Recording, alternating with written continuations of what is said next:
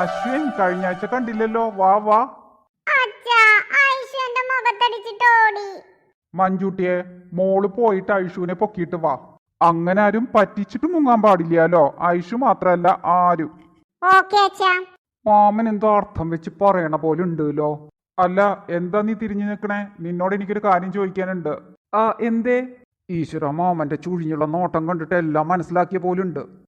Confusion ആയല്ലോ. എന്തെങ്കിലും ചോദിച്ചാ പറയണോ വേണ്ടേന്നും അറിയില്ല. അല്ല, ഇനി പറഞ്ഞു കഴിഞ്ഞ ആള് തിരിഞ്ഞാലോ? വേണ്ട, മിണ്ടാണ്ടിരിക്കണ തന്നെയാ നല്ലത്. മനസ്സിലൂടെ ഇപ്പൊ ഒരു 100 കൂട്ടം സംശയം ഇങ്ങനെ കടന്നു പോയിക്കൊണ്ടേ ഇരിക്കുന്നുണ്ട് അല്ലേ? ഇല്ല, എന്തേ? ഇനി പച്ചയ്ക്ക് ചോദിക്കാം. അന്ന് നമ്മൾ ടെക്സ്റ്റൈൽസ് വെച്ച് കണ്ടപ്പോ നിന്റെ കൂടെ ആരെങ്കിലും ഉണ്ടായിരുന്നോ? മാമൻ കണ്ടില്ലേ, ഞാൻ ഒറ്റയ്ക്കായിരുന്നല്ലോ. പിന്നെന്താ? ഞാൻ കണ്ടു, പക്ഷേ എനിക്ക് മാത്രല്ല കല്യാണിക്കും കൂടെ തോന്നിയിട്ടുണ്ട് എന്തോ ഒരു വശപ്പശക്. അതിനകത്ത് വെച്ച് ഫുൾ ടൈം ഞാൻ മാമൻ്റെ കൂടെ ഇല്ലായിരുന്നോ? പിന്നെ നമ്മൾ ഫുഡ് കഴിക്കാൻ പോയി, അത് കഴിഞ്ഞ് നിങ്ങൾ തിരിച്ചു പോയി. അതിനിടയിൽ ആരെങ്കിലും ഉണ്ടെങ്കിൽ മാമൻ കാണാതിരിക്കുവോ? ഈ ബാത്റൂമിൽ പോവാനെന്ന് പറഞ്ഞു മുങ്ങിയത് അതിന് തന്നെ ആയിരുന്നോ? അല്ല, അതിപ്പോ ആണെന്ന് പറഞ്ഞാലും തെളിയിക്കണ എങ്ങനെയാ? അപ്പൊ അശ്വിൻ്റെ കൂടെ അന്ന് അവിടെ ആരും ഉണ്ടായിരുന്നില്ല അല്ലേ? ഇല്ല മാമ. മിടുക്കി. അങ്ങനെ തടി തപ്പുന്നവരെ വെറുതെ വിടരുത്, പൂട്ടണം. ഇങ്ങടേക്ക് കൊണ്ടുപോയോ? ഇനി മേലിൽ മുഖത്തിട്ടടിക്കോ? അങ്ങനെ സോറി പറഞ്ഞൊക്കെ പഠിക്കുന്നത് നല്ലതാണ്. അപ്പൊ ഇനി നമ്മൾ പറഞ്ഞു തന്ന വിഷയത്തിലോട്ട് കടക്കാട്ടാ. അന്ന് സ്നേഹയായിരുന്നില്ലേ കൂടെ? സ്നേഹിയോ? എന്തൊക്കെ മാമ പറയണേ?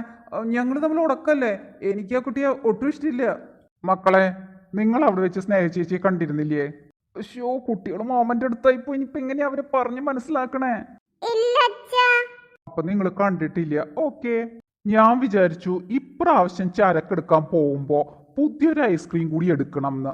ചോക്ലേറ്റ് വിത്ത് സ്ട്രോബെറീസ്.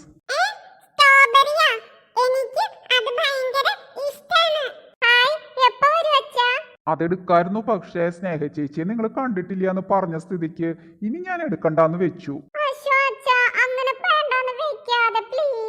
കുട്ടികളെ, ഞാൻ വാങ്ങിത്തരാം, നിങ്ങളൊന്നും മിണ്ടാണ്ടിരിക്കാവോ? ഞാൻ പറഞ്ഞ അവരുടെ മാമനാണ് കേൾക്കാൻ പോണ. എനിക്ക് വയ്യ. നിങ്ങളിൽ ആരെങ്കിലും സത്യം പറഞ്ഞാല് ഞാനത് വാങ്ങും. ആദ്യം സത്യം പറയുന്ന ആൾക്ക് അത് കിട്ടുകയും ചെയ്യും. തല്ലു പിടിക്കണ്ട, രണ്ടുപേരും ഒരുമിച്ചാണ് പറഞ്ഞത്, അതുകൊണ്ട് 2 പേർക്കും തരാം. ഇനി പറഞ്ഞു തുടങ്ങിക്കോളൂ.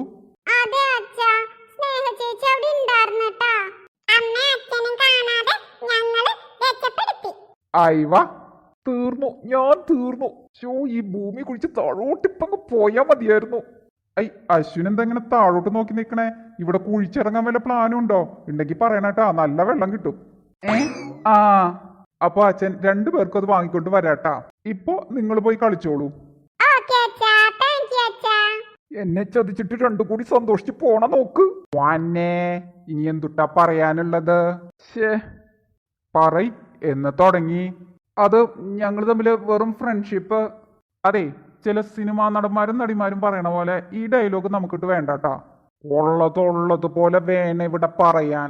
അതെ, കല്ലുമാമി അറിയില്ലെങ്കിൽ ഞാൻ പറയാം. ലൈനായി എന്ന് പറയണ്ട, അതെനിക്ക് മനസ്സിലായി. പക്ഷേ ആദ്യം നിങ്ങൾ തമ്മിൽ ഉടക്കായിരുന്നില്ലേ? എപ്പോഴാണ് മഞ്ഞുരുകിയത്? അത് പിന്നെ ഞങ്ങൾ ഒരുമിച്ച് ഇവിടുന്ന് ബസ്സിൽ തിരിച്ച് ടൗണിൽ പോവാൻ തുടങ്ങിയപ്പോ. അപ്പം നിങ്ങൾ ഒരുമിച്ചാണ് ടൗണിൽ പോവാറ് അല്ലേ? പക്ഷെ വണ്ടിയിലെ തിരക്ക് കാരണം തമ്മിൽ കണ്ടിട്ടില്ല എന്ന് പണ്ടൊരിക്കൽ പറഞ്ഞിട്ടുണ്ടായിരുന്നല്ലോ. അമ്പടെ ഭയങ്കര. അത് പിന്നെ അങ്ങനെയല്ലേ പറയാൻ പറ്റൂ. നീ മിടുക്കനാ കുട്ടാ, മിടുക്കൻ. കാരണം അതിന്റെ അർത്ഥം പാർട്ടികളൊക്കെ നടന്ന സമയത്ത് നിങ്ങൾ ഇഷ്ടത്തിലായിരുന്നു എന്ന് അല്ലേ? എന്റെ ഈശ്വര, എന്നിട്ട് കടവത്ത് വെച്ച് കണ്ട പരിചയം പോലും കാണിച്ചില്ലല്ലോ. അപ്പൊ 2 നല്ല മുതലുകളാ. ഞങ്ങൾക്ക് സംശയം ഉണ്ടായിരുന്നു, പക്ഷെ ഇത്ര നേരത്തെ തുടങ്ങിയെന്ന് അറിയില്ലായിരുന്നു. ഞങ്ങളെന്ന് വെച്ചാ മാമനും മാമിക്കുമാണ്. കല്ലുവിന് സംശയം ഉണ്ടായി, പക്ഷെ ഞാൻ കല്ലുവിനെ കുറിച്ചല്ല ഉദ്ദേശിച്ചത്. പിന്നെ എന്റെ ഗഡിയില്ലേ? ആര്? അപ്പുറത്തെ മുജീബിക്കേ? അല്ല, ബിജു. ഈശ്വര, ബിജു ഏട്ടനറിയോ?